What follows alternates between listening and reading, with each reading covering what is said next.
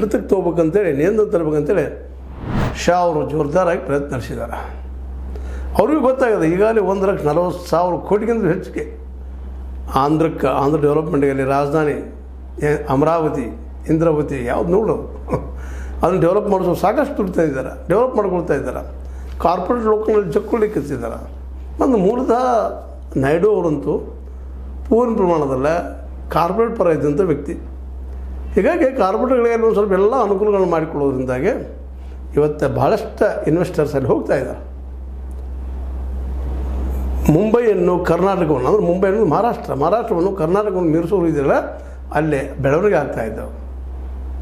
ಅದಕ್ಕಾಗಿ ಅವ್ರು ಇನ್ವೆಸ್ಟಿಗೇಷನ್ ಬೇಕು ಅಂತ ಡಿಮಾಂಡ್ ಮಾಡೋ ಸಂದರ್ಭದಲ್ಲೇ ಅದಕ್ಕೆ BJP ಸ್ಪಂದಿಸ್ತಾ ಇಲ್ಲ. ಯಾಕಂದರೆ ಸಹಜ ಗೊತ್ತದು ನಿಮಗೂ, ಯಾವ ರಾಜಕಾರಣ ಇದ್ದರೂ ಇನ್ನೊಬ್ಬ ತನ್ನ ಪ್ರತಿಸ್ಪರ್ಧಿಯಿಂದ ಯಾರೂ ಬೆಳೆಸ್ಕೊಡೋದಿಲ್ಲ ಅನ್ನುವಂಥದ್ದು.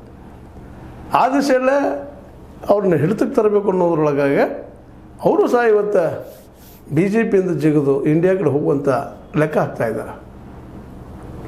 ಯಾಕಂದ್ರೆ ಇಂಡಿಯಾದ ಸರ್ಕಾರ ಇದ್ರೆ ಅಲ್ಲಿ ಇನ್ನಷ್ಟು ಸಾಕಷ್ಟು ದುಡ್ಡನ್ನು ತರಲಿಕ್ಕೆ ಬರ್ತದೆ. ಯಾಕಂದ್ರೆ ಇವ್ರ ಮೇಲೆ ಇಂಡಿಯಾ ಸರ್ಕಾರ ನಿರ್ಮಾಣ ಆಗೋದು ನಿತೀಶ್ ಮತ್ತು ನಾಯ್ಡು ಅವ್ರ ಮೇಲೆ. ಅದಕ್ಕೆ ನಿತೀಶ್ ಅವರ ಪ್ರಧಾನಿಯು ತಾನು ಗೃಹ ಮಿನಿಸ್ಟರ್ ಅಥವಾ ತಮ್ಮ ಪಕ್ಷದ ಯಾವುದೋ ತನ್ನ ನಿಷ್ಠಾವಂತ ವ್ಯಕ್ತಿಯನ್ನು ಗೃಹಮಂತ್ರಿಯನ್ನು ಯಾವುದೋ ಮಾಡಿಕೊಂಡು ಅಥವಾ ಫೈನಾನ್ಸ್ ಮಿನಿಸ್ಟರ್ ಮಾಡಿಕೊಂಡು ಹೊಸ ಏನೋ ಪ್ಲ್ಯಾನ್ ಅವ್ರು ಮಾಡ್ತಾಯಿದ್ದಾರೆ, ನಾಯ್ಡು ಮತ್ತು ನಿತೀಶ್. ಹೀಗಾಗಿ BJPಗೆ ಇದೊಂದು ದೊಡ್ಡ ನುಂಗಲಾರದ ಬಿಸಿ ತುಪ್ಪ, ಬಿಡೋಕ್ಕೂ ಬರ್ದಂಗೆ ಹಿಡಿದಕ್ಕೂ ಬರ್ದಂಗೆ. ಮತ್ತು ಈಗ ಅವರು